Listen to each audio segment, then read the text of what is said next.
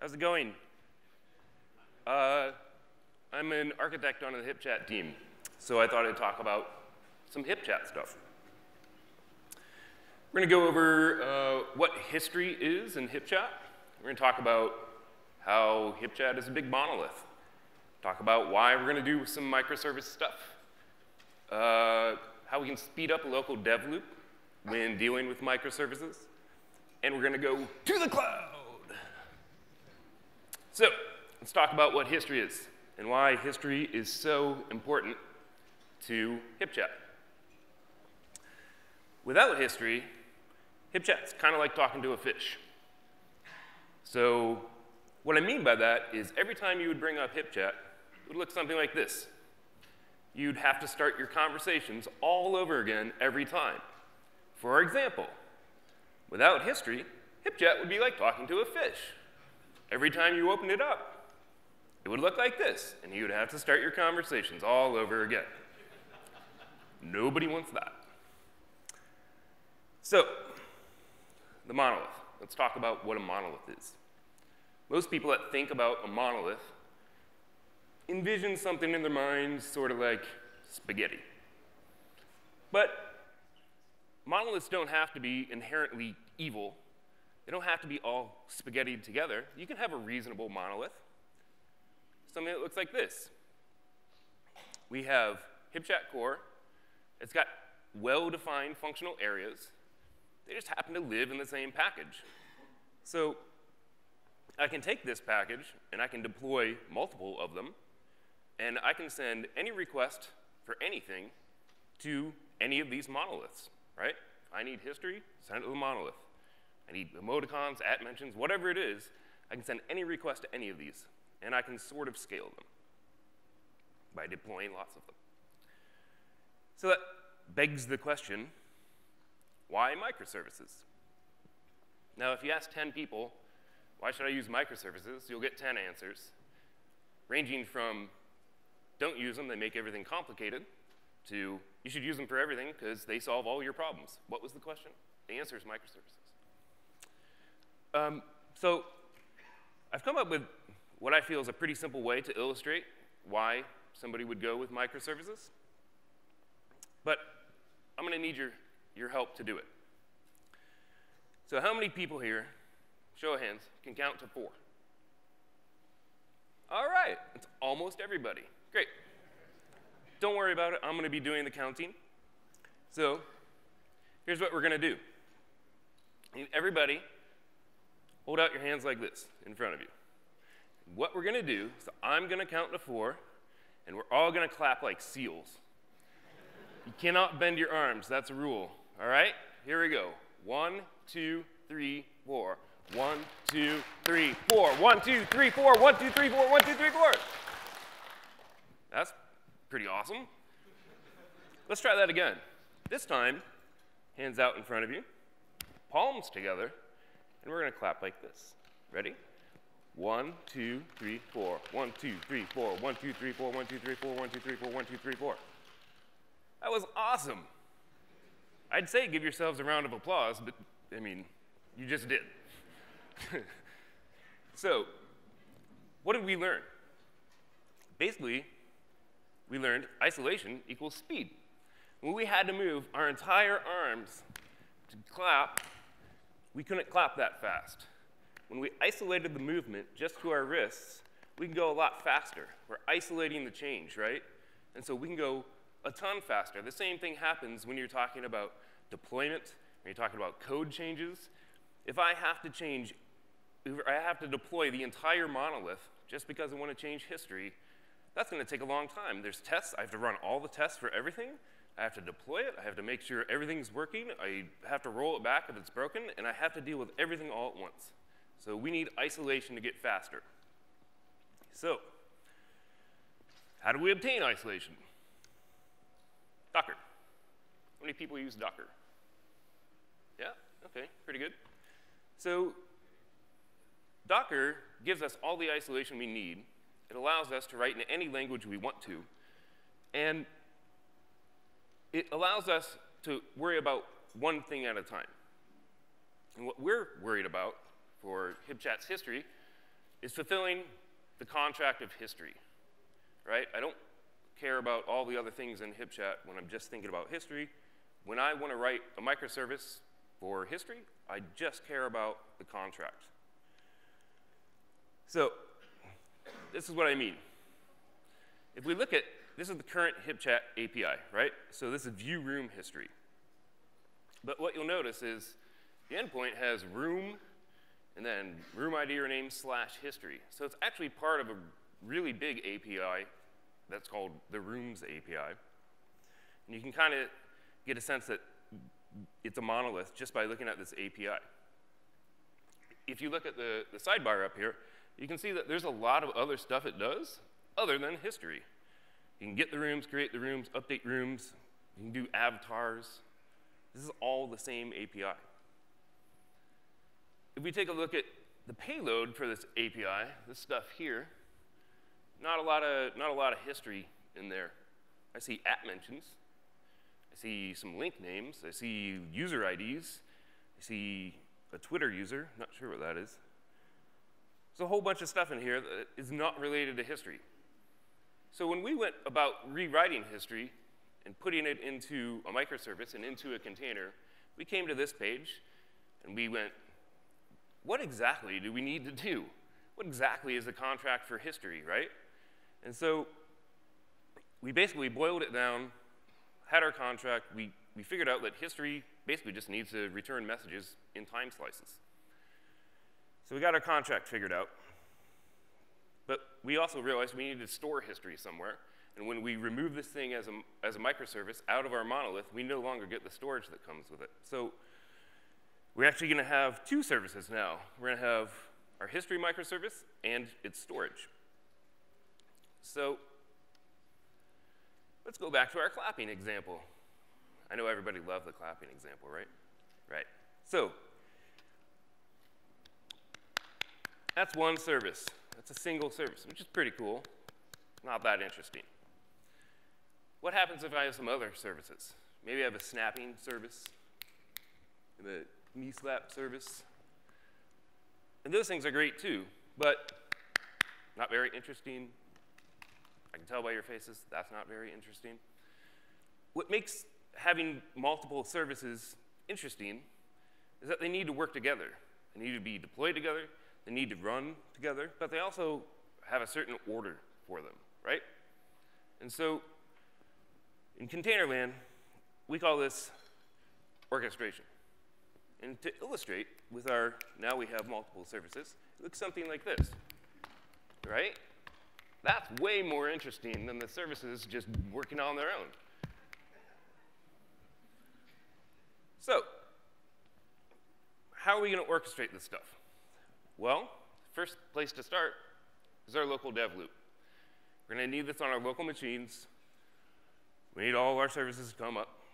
And we're going to use something called Docker Compose. So in HipChat, historically, pun intended, we would use a dev VM, which is a vagrant image, which includes the entire monolith. It's everything inside of HipChat that you need to run HipChat. But it's highly error-prone. We have to maintain the thing. Anytime somebody makes a change to any part of HipChat, we have to update this dev VM and tell everybody to go download a new vagrant image and all this stuff. And it's really hard. So in microservices, we can use Docker Compose, and it just replaces all of that. And it allows us to run a couple of Dockers at the same time and orchestrate them, like we just talked about. And it's pretty simple to get a service and its data store up very quickly. So this is the entirety of our Docker Compose file for history. You can see we have a thing called historian. It runs on 8080, and it's using Cassandra as its database. And the Cassandra stuff is just basic Cassandra stuff. With this in place, the rest is just typing. I have that file. Now I can do this command, and that'll bring up Cassandra. It'll bring up my history service. The history service will wait for Cassandra to be ready, and then give me a little message, hey, historian's ready to roll on port 8080. Any developer can check out the project and run this command immediately. There's nothing else to install, because it's all containerized, right? We're writing the historian project in Golang, but no developer needs Golang installed on their machine. They can pull the project and say Docker Compose up, and it runs. And once it's up and running, we now have our new historian API. And this is just based off of Swagger. So if you haven't heard of Swagger, go check it out. Great way to document stuff. So we have our service. We have our data store. We have our API to the cloud. Right? I feel like I'm forgetting something, though. Oh, yeah, we need test to pass. CI. So this is a screenshot of Bamboo. Hopefully, this screenshot is going to change to Bitbucket Pipeline sometime soon.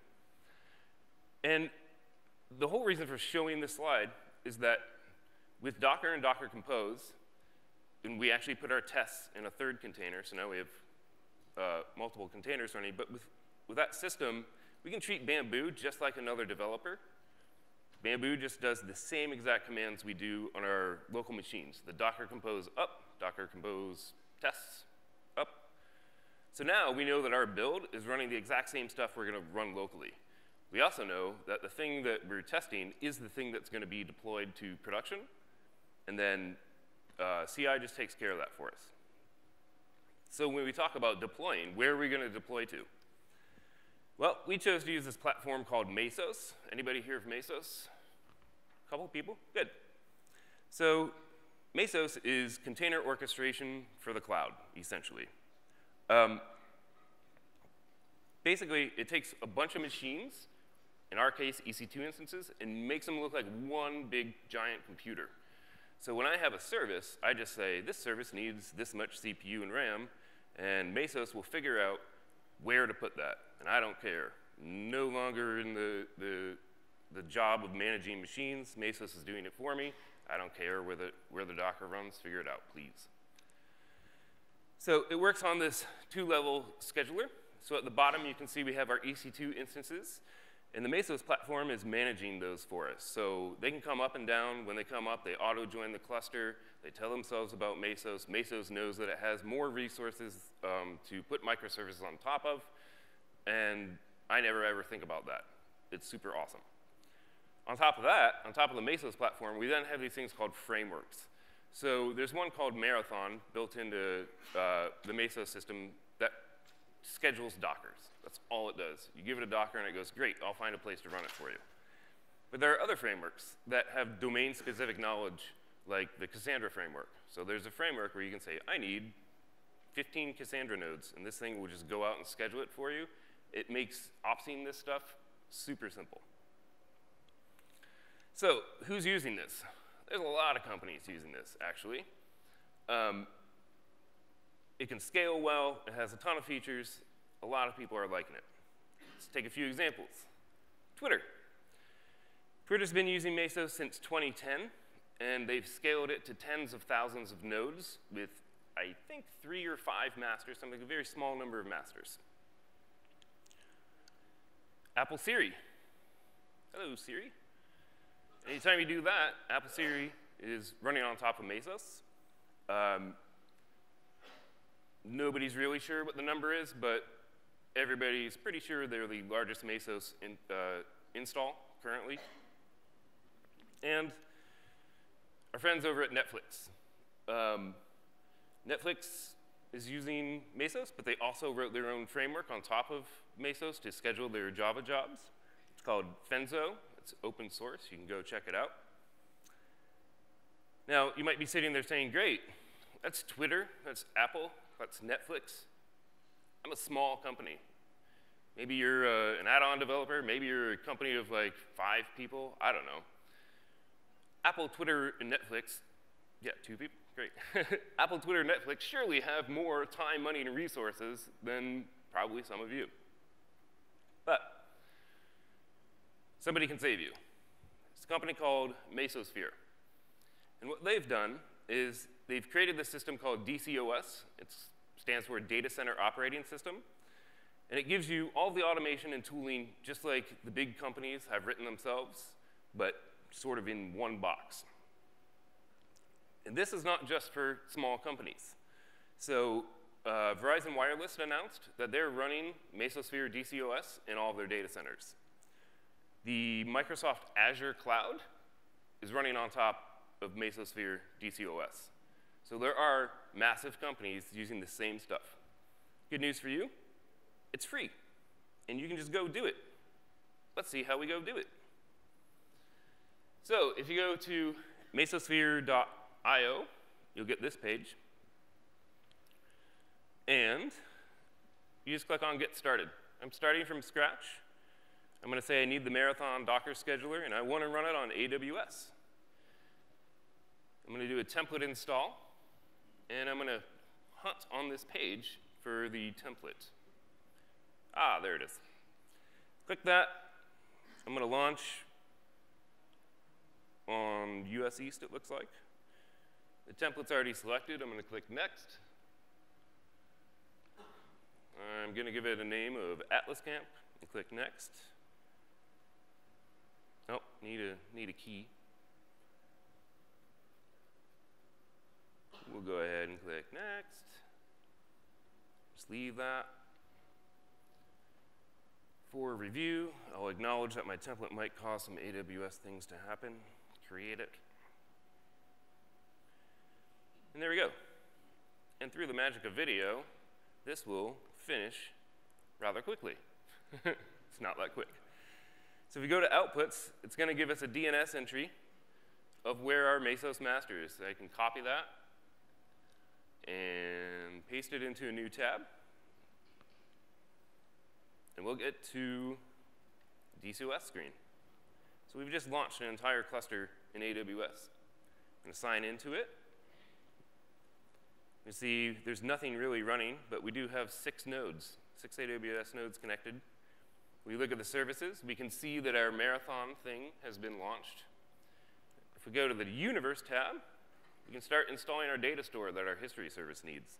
So we're going to install Cassandra. I'm going to do the advanced installation, which allows me to change some things, but I'm not actually going to change anything. I'm just going to install it. Once we click Install, that really was that fast. I didn't actually edit the time there. So if we go back over to the services and click on our Marathon tab and open it up, we can see that Cassandra is deploying. I'm going to open this in a new window.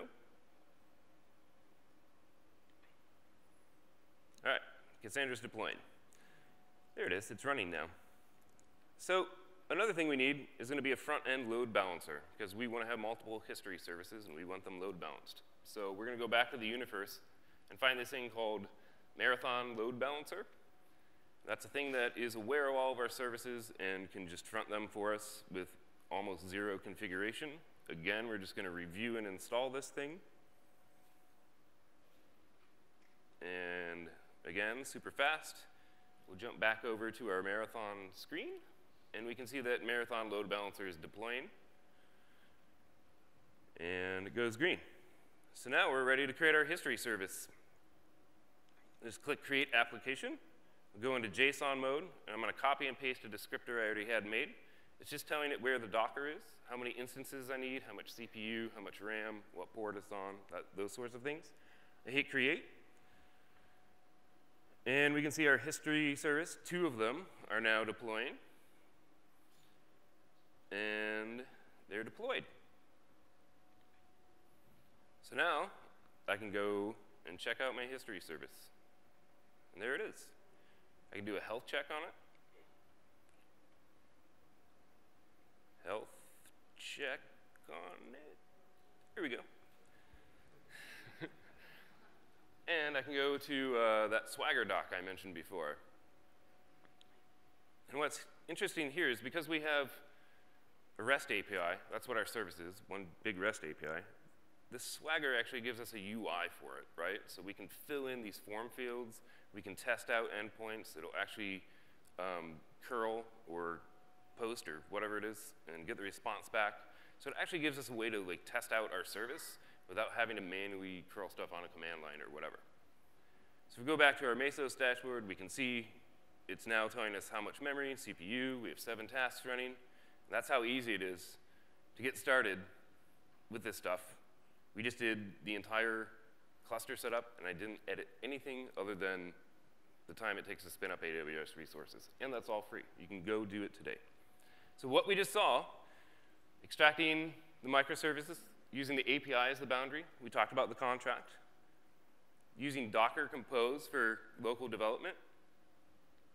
Treating CI as just another developer, which is awesome. Using Mesosphere to build that cluster, and using the tools to manage and deploy things. What we didn't see,